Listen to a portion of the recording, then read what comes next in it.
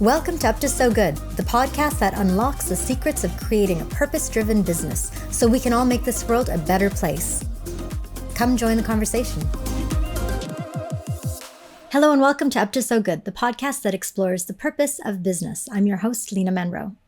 A shocking number of businesses, they fail right from the get-go. And often this is due to a number of factors, which includes not necessarily having the right experience or advice from the beginning, or not knowing how to keep a business successful once they finally launch and once they finally get there. Well, in today's episode, we are really lucky and really fortunate to talk to someone who's actually advised and helped thousands and thousands of businesses, startups, and businesses in all stages of their development become successful and stay that way. Today, we're interviewing Keith Ippel. He's an investor himself, a social entrepreneur, but also the co-CEO and a founder of Spring Activator. Spring is a global incubator, accelerator, and advisory firm. And he's helped countless visionaries and change makers excel in their businesses, and in doing so, create even greater impact for this world. This is a really inspiring conversation, and I think it goes beyond startups and also impact businesses. The advice from his many years of experience is absolutely valuable and wonderful, no matter what stage of business your business is in. So I hope you sit back with a cup of coffee, cup of tea, and enjoy this episode. Welcome to Up to So Good, the podcast that explores the purpose of business. I'm your host, Lena Menro, and today we have with us the co-CEO of Spring Activator, Keith Ippel. Great to be here. Thank you for having me. Well, thank you so much for joining us. Absolutely. So, Keith, wow, where do we start? Spring Activator. It's a fantastic organization. Thank you. Let's talk a little bit about what Spring does. Love to. So Spring exists to change the world through innovation. And so at the heart of Spring, we work with early stage impact entrepreneurs and early stage impact investors to change the world. What does that mean? We do a lot of work at the intersection of impact and tech. So for us, that includes healthcare, future of climate, future of food. We do a lot of work as well with women and gender diverse founders, with BIPOC founders, with newcomer and immigrant founders.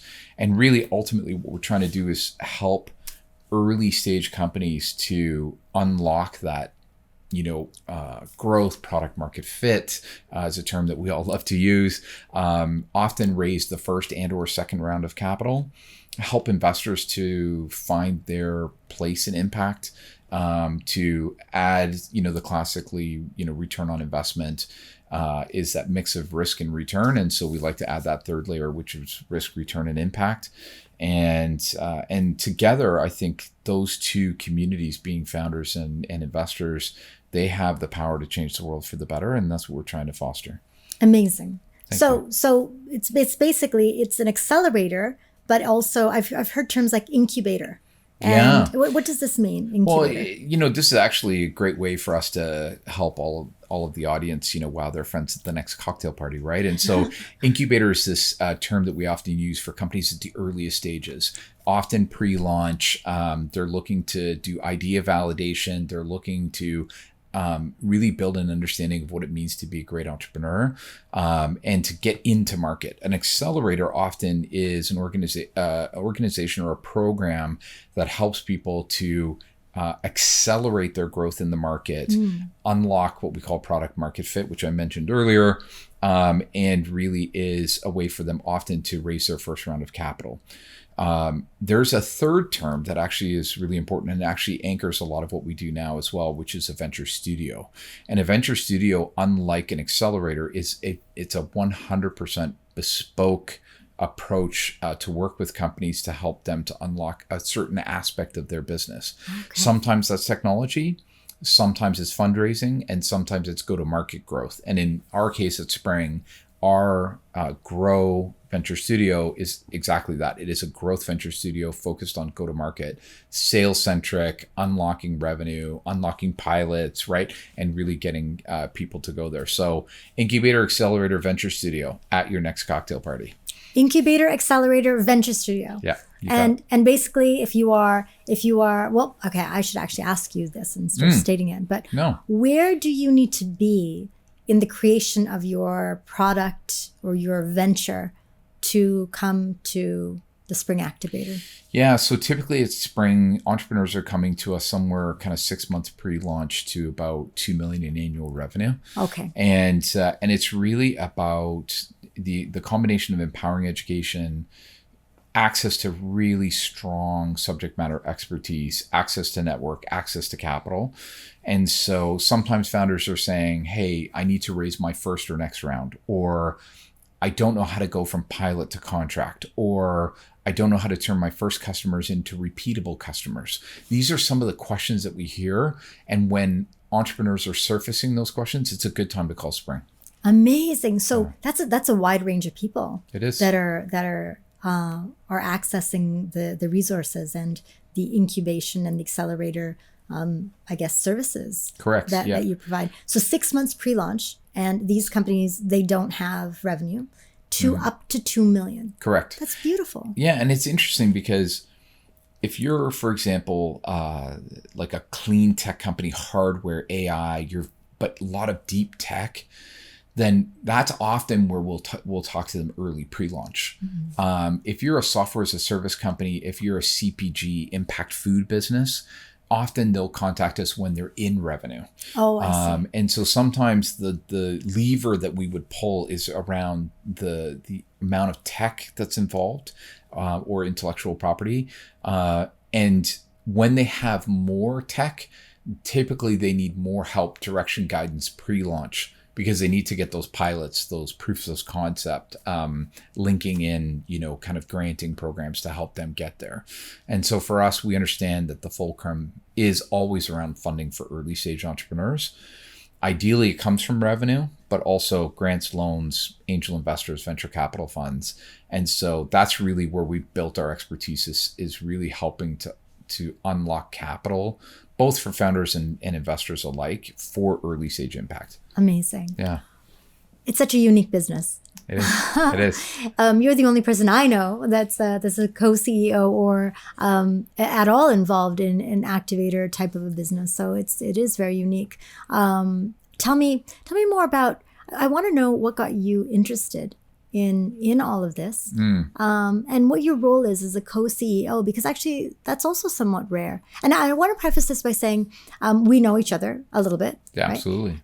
You're one of the kindest people that I have ever met. And, you're one of the few people who I feel like everybody always says positive things about. Like, you are such a connector, such a networker. And it very much like anybody who knows you, they're like, oh, I love that guy.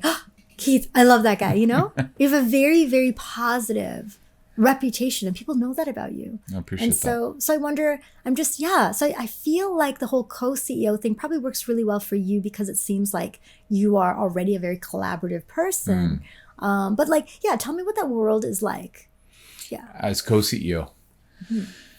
So I had the very good fortune back in 2005 to be at a conference and actually spent literally about 90 seconds in an elevator with Jim Basile, who happened to be in the elevator of RIM. And at the time, if I date myself, the RIM was run by co-CEOs, and he was one of the two. Pacific Rim Hotel? No, RIM Blackberry. Oh, RIM Blackberry. Yeah. Oh my gosh, Blackberry. Yeah. I was like, he's saying RIM. What is RIM? Check out the Netflix show, everybody. So good. The movie? Right? So good. Yes. So what was interesting is they were co-CEOs, and a lot of people, were very critical and or mocked them and said, hey, that'll never work. And so I still remember in a brief conversation that I had with him, we got to chatting because we took the elevator and then we were chatting and walking as we went into the conference. And so I said to him, I'm like, everybody pokes fun at it, but it clearly works. So what is it that nobody is noticing? And his answer was very clear. He's like, one person can't lead a business. He said one person has one person's set of skills and experience and expertise and network and everything else. And he said, we're expecting people to run either multi-million or multi-billion-dollar businesses with that. Statistically, it's not going to work. Like it's optimized if you go that way. And so in our particular case, this is one of the amazing parts about the relationship that Caroline and I have, is that I really focus on ensuring that the delivery happens incredibly well. I'm the serial entrepreneur. I'm the operator. I've been I've raised capital. I've also been an angel investor and a venture capitalist. And so that's my side of the business. And Caroline is amazing at articulating vision. She's incredible at working with our partners, our funders, our supporters, and really being able to always see 3 or 4 steps ahead, which makes us an incredibly strong complement. Oh yeah, it's beautiful. And so, but you do have to dial ego down, and you have to dial, a lot of personal passions down in order to make a co-CEO work. And so I think what we found is it's always important to talk about just how it's working on a regular basis, not just talking about the work, but how do we make it work? And I think that that's actually been a cornerstone for allowing co-CEO to thrive. Yeah. I think there should be more of it. I mean, I don't know if, our CEOs talk to you about our roles here at All Purpose, but often he'll talk about us being like a 3-headed CEO team. It's Robin, myself, and Jason work so closely together, right? But we complement each other. Exactly. And that's what's great. Like we have very different spheres we all work in. And then there are some areas where we will discuss, debate, analyze, and then come to a decision together. Right. Always better than just one person having all that responsibility on themselves, Right. So. And I think it's so important for leaders in a business to start by knowing themselves, right? Having that self-awareness of their strengths and their weaknesses, what they're capable of, what they're not, what they're willing to share, what they're not, right?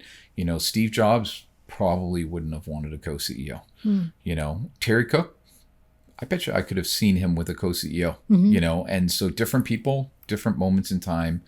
But I do think it's always important. Our job is to maximize the impact that we have on our customers, on our partners, on our shareholders if we have them. And so I think it's important for leaders to consider frameworks like this as a way to do that. Yeah. Do you feel you are living your purpose?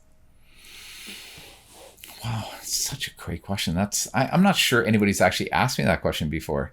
For me, it's been fascinating. I grew up, my dad was a serial entrepreneur. I grew up around entrepreneurship. Interestingly enough, when I went to university, I said I'd never want to be an entrepreneur, but it was almost like me resisting the inevitable, And so what was fascinating for me is, from the very earliest days, my very earliest memories, I remember my dad doing philanthropic things in the classic way that people did back in the day, fundraising dinners, charity events, etc.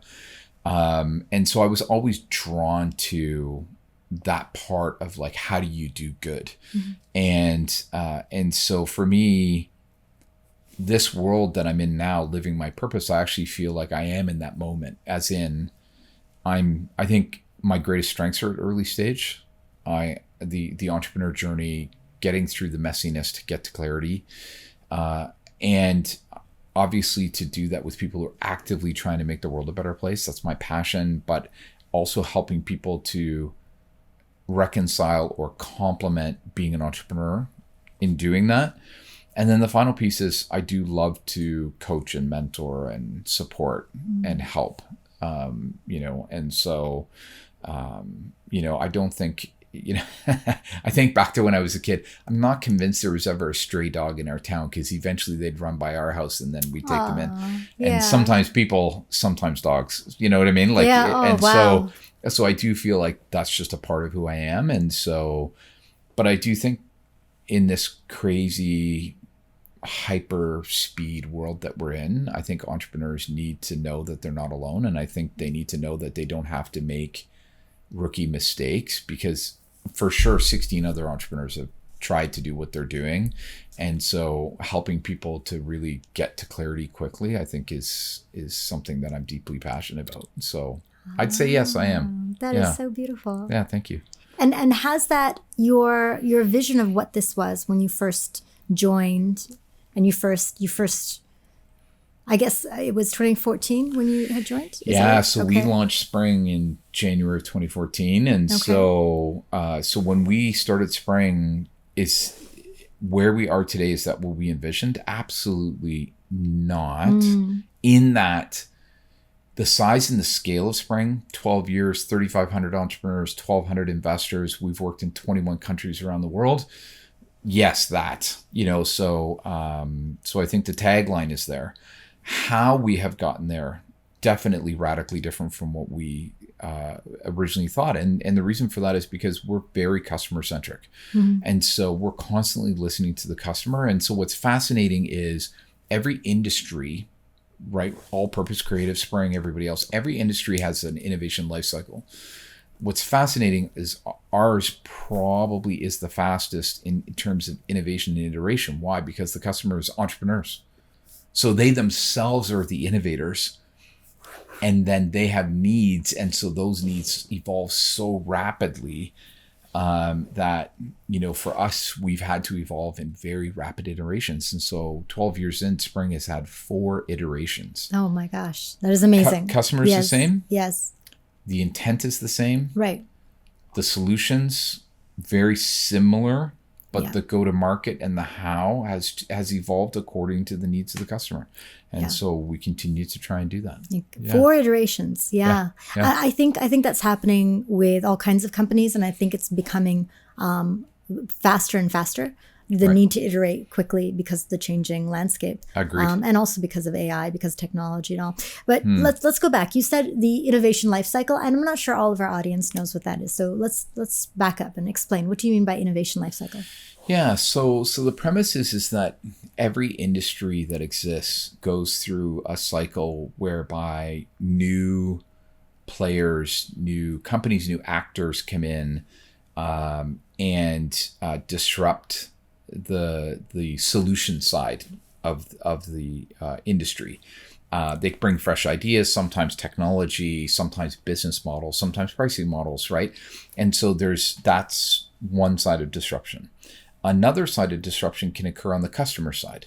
So one example that you and I can talk about is in the corporate world, and I'm going to speak a little bit out of turn, but my latest understanding is about 75 to 80% of the decision makers now in the corporate world from manager level and up are either Gen Y or Gen Z.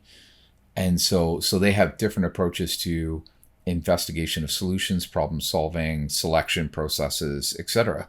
So they themselves start to change an industry around. And some industries, like serving entrepreneurs, very fast paced, iterating a lot. But other industries, not so much, but they still do move, which is quite fascinating to me. And so I think it's always important for leaders to really ask themselves the question, what is the nature of that innovation life cycle in their industry? When was the last time there was a massive sea change? And all you have to do is look at things like the S&P, look at the TSX top companies and say, how many of those companies were top companies even 25 years ago or 30 years ago? It's not that rotate. There's a rotation. Yeah, there's a rotation. There's always a General Mills, there's always a General Electric. I mean, technically General Mills too. But most often you see this cycle where companies start to emerge and take over, and it's the ones that know how to adapt and thrive. And stay true to their values and stay true to their mission that stick in the long haul. Yeah, it can be quite terrifying. They change, right? It can be so terrifying though, because if you're not adaptable, you can sink pretty quickly. Unfortunately, if you're not flexible and you're not changing to the environment, right? You've probably seen that with a lot of the companies you're working with. Are you able to share what the sort of the success rate is for companies that go through an incubator? Or? So it's a great question. Success rate varies according to the stage that we talked about, right? So often in an incubator program, you would anticipate to see about half fail, right? Very quickly. In an accelerator, and that can go as high as 80%. And then in an accelerator, probably 25 to 60% will fail. And then in a venture studio, maybe 20% will fail. Let me go back a second. Yeah, please. So you're saying companies, just startups, without any type of accelerator or incubator, between 50 to 80% fail? New startups? In the incubator or an accelerator. Oh, in the incubator. Okay, yeah, gotcha. and there's a reason. So here's the interesting thing, is that an incubator and accelerator, what they do best is they actually help to bring founders clarity. Is there really a market to serve? Right. Is there really a problem to solve? Is anybody going to pay for it? Are they going to pay for it? And here's the question that nobody talks about but exists in every program, which is, And do I want to do this? Do I want to be the one? Ooh, that's a big question. And it is the question. And so what's fascinating is you talked about change, right? And so one thing that entrepreneurship teaches a lot of people is what is their capacity to embrace change, to embrace innovation, to embrace, again, while you're friends at the cocktail party, pivots. Right. Oh, yes. How do you pivot? Sharp how do you pivots. adapt? Right. And sometimes very sharp and pivots. sometimes very evolutionary. Yeah. Which is fascinating. Right. Yeah. And so it is important, I think, that a lot of times we work with impact entrepreneurs, right? People who are actively trying to make the world a better place while trying to grow a successful business, right? In lockstep. And so what can often happen in an incubator accelerator is they're so committed to trying to solve that world impacting or world changing problem, right, that they say, well, everything else will sort itself out. And that can be the challenge, is to get them to realize that you can't change the world if you go bankrupt. Right. Yeah. You have to stay true to the mission, but while building a vibrant business that can scale to the level that you as a founder want to scale, right? Yeah. Whether that's a solopreneur, whether it's a Fortune 100 company, it doesn't matter. You can change the world at different levels, but I think the important part is, how do you build a business that thrives? And one of the ways to do that is to learn that innovation is oxygen. And this is actually, I think, the biggest opportunity right now for entrepreneurs and business leaders alike right now is we are all faced with change every moment of every day because of AI. AI has quickly become oxygen and is changing every aspect of every business. Oh, yes. And that's okay. There's nothing wrong with that. The key is it's building the DNA within the team, within the company, and in the leadership as a founder, maybe, where you say, I don't know how to do this, but building a system and a process where you go from ambiguity to clarity, because great leaders know they very rarely have the answers. They know how to run the process to get to an answer. That's how you embrace change. Keith, right? You should write a book. Have you written a book? Do people read books? People read books. People listen to them now. Yeah, audiobooks. There's a lot of audiobooks. Right? Yeah. No, absolutely. Yeah, this is a beautiful, so much wisdom, and so much from your many years, I think, of coaching and guiding these entrepreneurs and startups, and seeing it from so many different stages. I mean, I'm in awe, and I'm kind of envious. I wish I had that kind of, because many of us had to learn on the job. Well, it's interesting, right? Like for you and I both, what we recognize is wisdom so often comes from A, experience, and B, pattern recognition. True. And so you've done that so often with so many clients that you've worked with at All Purpose. In our case, we literally have worked with more than 3,000 entrepreneurs. And what is fascinating to me is it is very rare that we come across a true unicorn situation, right? Where an entrepreneur faces a situation no one else has ever faced before. Right. And so it's kind of fun, because sometimes people are like, you're so wise. And I'm like, I've just seen this 5 times before, And so, but that is the important part as a leader too, is to A, make sure that you experience it, B, that you yourself build that DNA on pattern recognition, but also inculcate it into your team, right? It's like, help the team to recognize, always look for the pattern across customers, across partners, across product, across the impact that you're creating, right? Like these are things that we look for. And of course, nowadays, pattern recognition in tech and AI and everything that is happening. So what are some of the standout patterns that you've recognized, and how are they impacting business today?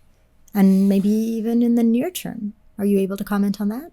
Yeah, it's a great question. I would say patterns that I have seen repeated in successful impact organizations. One is relentless pursuit of the customer. So always doing and repeating customer discovery. If we, again, wow our friends at the next cocktail party, customer discovery is just doing that live interview, market research constantly listening to the customer, because that's how you catch when things are changing in the ecosystem, when their priorities change, when the patterns change, etc. The second thing is great entrepreneurs and great businesses know when to raise money and know when to grow revenue and know when to cut costs, right? And so the key there is, I would argue, and I don't know the exact stat, but I'm going to argue at least 90% of entrepreneurs and business leaders never took a formal finance course in school. Never. Yeah. Very few. With that. Mm-hmm. Great leaders, what they do is they get educated enough to at least be able to dig a layer or two deep, and they surround themselves with great people who understand the financials as well. Mm-hmm. But it is incumbent upon a leader to at least understand the core financials. Can you say it again? The 3 things. They must know how to raise capital, mm-hmm. grow revenue, mm-hmm. and cut costs. Mm-hmm. Yeah. And know when to do each. And that's actually, that is power. And what I mean by that is, it's power in choice. Because so often, like, if things are going up, sometimes people are like, oh, well, I'll just let it keep going up. But sometimes it's like, actually, now is the time to strategically take investment, which could be grants, loans, equity, could be many things. But the important part is, like, how do I always think about how I control our destiny on this path to growth and success and impact? And but by thinking about revenue and funding and expenses, you can always ensure you're not painted into a corner by accident, mm-hmm. that you maximize the opportunities and choices you have available, whether good times or bad. Yeah. Right. Yeah. And I think that's key. Right. And as leaders, I think we always are saying, I stay true to the vision, that goalpost, that compass. Right. And so, but the path to get there can be varied and winding, and that's okay. There's nothing wrong with that. I would argue there's only one company that I can think of in the history of the world that was a pure linear from like the day they started to the day that they exited. And that's Instagram, right? It was 10 months, 20 million users, sold for $1 billion. After that, everybody else is a journey down the river. And so, but the key is to always embrace that, to then get to the impact you're trying to create. Right. After talking to you, I just want to start up another business. It's infectious. My goodness. I really do. It's exciting. It's like we all the entrepreneurs. It is so exciting. And when I was a part of starting Spring, over 12 years ago, what was fascinating is we had a choice. We actually could have started a product business. Oh. And this comment about like, we want to be entrepreneurs, but then we're like, so how do we scale impact, like really scale impact? So that was the interesting thing. That's actually why we created Spring as it exists today and not a product company. It's because we were like, well, we can create one company's worth of impact if we create a product company. But if we run an ecosystem builder, which fundamentally ecosystem catalyst, which is what Spring is, now we can touch hundreds and thousands of entrepreneurs, right? And maybe that's a way to scale impact in either faster or deeper, more meaningfully. Absolutely. Yeah. Let's go back to because I think it's really powerful, this idea, because a lot of entrepreneurs, they don't think like this necessarily. It's the first time I've ever heard anyone put it together the way that you just did. Okay. The idea that you need to know when to raise capital, when to, build your revenues, when to cut costs. What has been your experience where people have got that wrong? Like, for example, when is it that do you see a great number of people when they don't understand this, not cutting costs soon enough, or relying too much on raising capital, or? Yeah, I mean, it's very rare that you and I could have a conversation where we're like the one thing. Mm-hmm. I wish sometimes it was that easy, but first around fundraising, I think everybody has been exposed to some version of Dragon's Den or Shark's Tank. And so there's no doubt that I would say the vast majority of entrepreneurs who become entrepreneurs are like, oh, now I'm an entrepreneur, I got to raise money from investors, because that's what they've been taught. Like, that's what they've been trained through things like Dragon's Den. Right. And so it's first and foremost, it's important to know that probably less than 2% of all companies raise money from investors. Okay. And so first I would say a misguided approach, if I can say it that way, is that people believe they have an idea. Now they need to go to investors. What they actually need to do is they need to validate their idea. Then they need to go get a customer. Then they can go talk to investors if it makes sense. And so I think getting clarity on that very quickly is very important. I think the other one too is that a lot of times entrepreneurs believe that they need to have a bunch of money to launch. So whether they go to Futurepreneur or BDC or their friends and family or to angel investors or anything else, they're like, oh, well, if I'm going to launch well, I need 100,000 or I need 200,000, or I've heard people say as much as 3 million to launch. And so I always refer them to a company called Traveler Collective. Daryl McIver is the founder. Amazing entrepreneur, amazing human. And when he started, he had, I'm going to speak a little bit out of turn here, but he had like less than $10,000 to start the business. And he said, I don't want to raise money. So what he embraced the box. And the box is, time, money, people, resources. And he said, well, my box is yay big according to the amount of money that I have.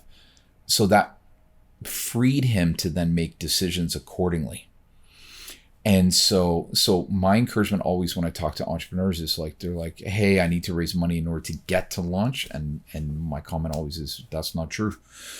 You can always get to launch. I know somebody who launched with $50, like a business that grew to $2 million in revenue without raising a dollar of external capital. And so my encouragement is there's always a path.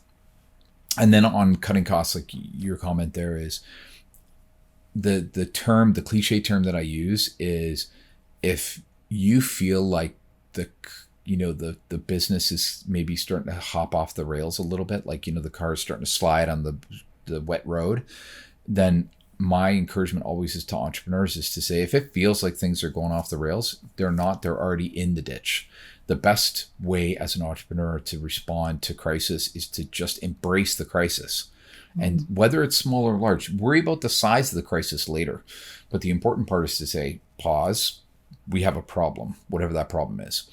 And so this is where cutting costs come in. It's because sometimes what happens is people say, oh, no, it'll be fine, which is kind of code for, I will sell my way out of the problem. Right. And then they don't cut costs fast enough. And so the number one cause of failure in businesses is not a bad idea. It's not bad founders. They just run out of cash at the wrong time. Yeah. And so I think that is the trick around that one is, you lose a customer, you lose a partner, macroeconomic changes like elections, change, absolutely, or wars, right? Yeah. And so the important part for entrepreneurs is to say, no, let's embrace it. Let's be explicit. Let's understand it.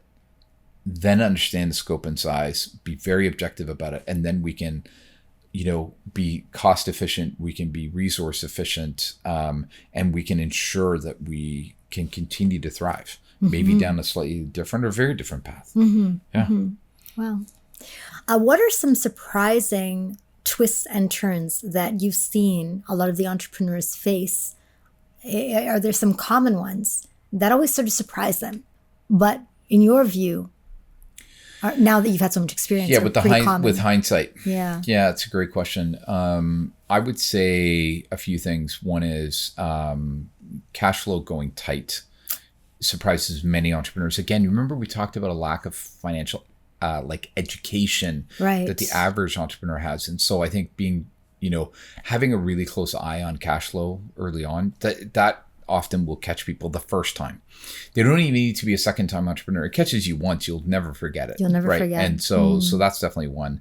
I would say the second one is when certain companies have really great early success. So they get a bunch of early customers. This is especially in like business to business, sometimes direct to consumer, where people get some early customer traction and they're like, great, we're set. This thing's going to go.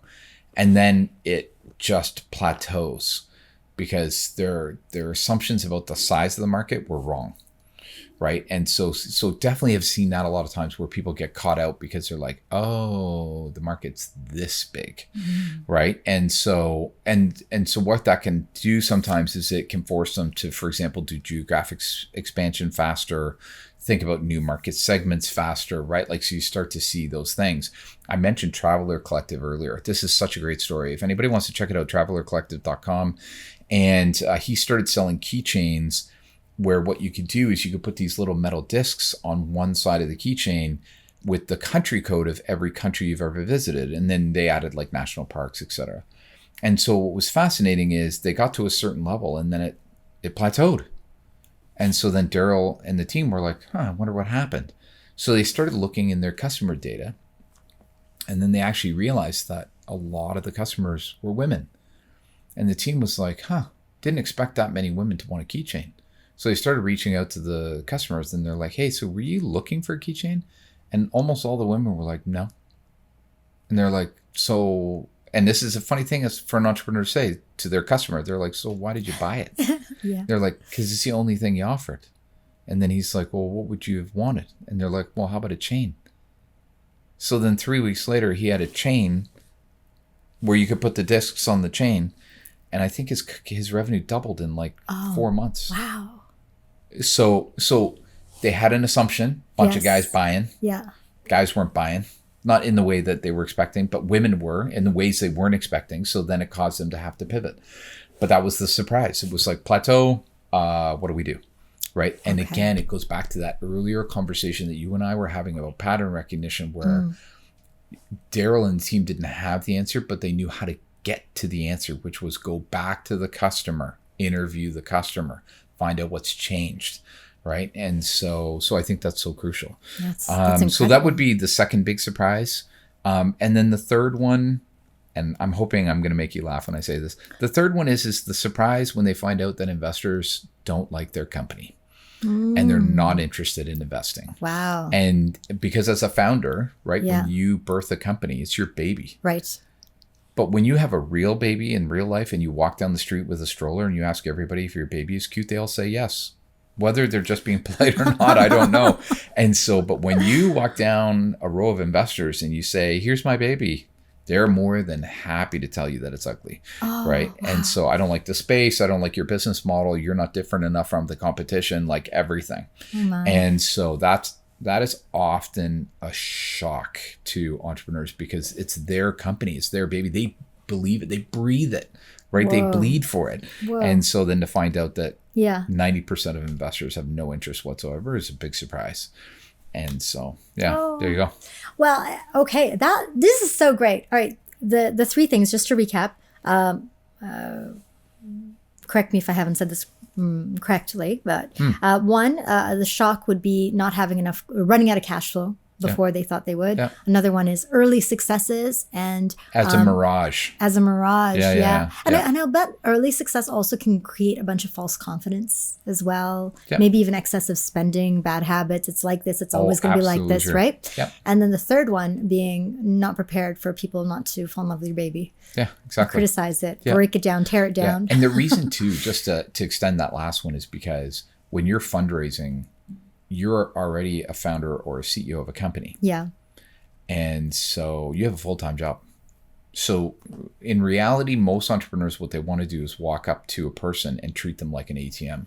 And they're like, I'm raising $500,000, safe agreement, withdraw. Like they want it to be just that fast. And because they believe their company is amazing. Yes. Once they find out that the majority of investors don't like their company, now they know they have a full-time job on top of a full-time job. Oh dear. And the faster that they can embrace it and say, you know what, this is an opportunity, then the more successul they are in fundraising. Amazing. Yeah. So I will definitely not say who, but I know of someone, it's sort of a friend of a friend, and who I feel like fell victim to all three. Somebody who was not uncommon. Yeah. Who actually had early successes just like early in life. So young, early successes early in life, maybe got bored with the success and the money and the millions and all that. Oh, I wish that was a problem. I wish that was a problem we had. I wish that was a problem I had. But anyway, early successes, a little too young. And I think that's like a life lesson thing. Like when you're in your 20s and you're not achieving massive success, that's actually a blessing, right? Yeah. But anyway, so early successes, starts another business, lots of confidence with a second business, burns through cash in the second business. And I mean, again, I'm hearing the story through a few layers. And but I think anyone who's been in business and has some years ahead of them could see this going downhill fast from a mile away, right? And then the third, I remember when I heard what it was, I was like, oh, okay, clearly somebody had an idea. It was their baby. They put a lot of their own money in, thought it would take off, and that's not what's happening. So sometimes all three could plague you. Yeah. Well, it's interesting. You technically have added a fourth thing in that mix, which is when the mistake of entrepreneurs investing. Let me guess. Your own money? Your own Your money. own money, yes. Too much of your own money. And so the comment that I always say to entrepreneurs is, look, for every $100 you want to invest in your company, you put $50 in, and then you put the rest in your mother's mattress, and because you don't live there and you don't have access to it. And the reason is because what entrepreneurs don't realize early is they are the bank of last resort. Ah, yeah, because that's when true. things go south, the only person who's going to invest is the founder. Mm-hmm. So you need to make sure that you're protecting your capital to have it ready in case things go sideways. Now, sometimes it's the other side where like a huge opportunity emerges and you may choose to invest. But the greatest test of whether or not that's a huge opportunity is whether or not you ask other investors to invest. Because if nobody else will invest, Ooh. Are you the only person in the world that understands that opportunity? Statistically, no. Right? So I think that's important. And you were talking about, hey, I know of a story of someone who, I'll give the very direct example. I know an entrepreneur who was successful early. They had their next idea. They thought it was the best idea ever. They kept it close to the chest. They invested $4.4 million to build a minimum viable product and put it into the market with 0 customers and 0 revenue.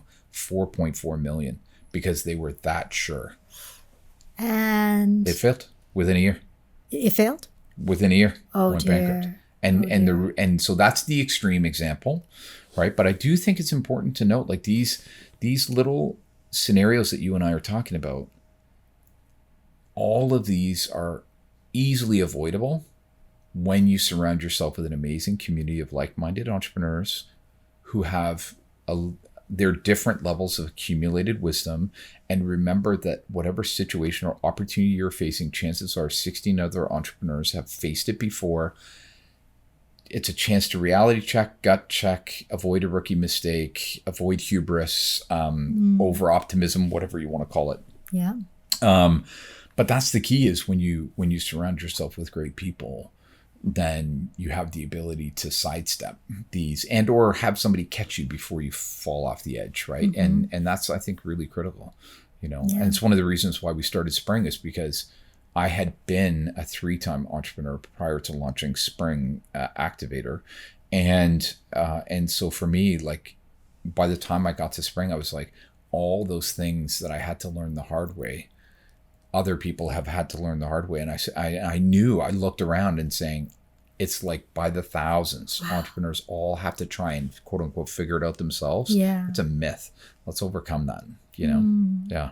Brilliant. Yeah. What is one thing you would like for our listeners, if they're thinking about an idea, or maybe they've gone into business on their own, something you'd like them to know about entrepreneurship and or about Spring?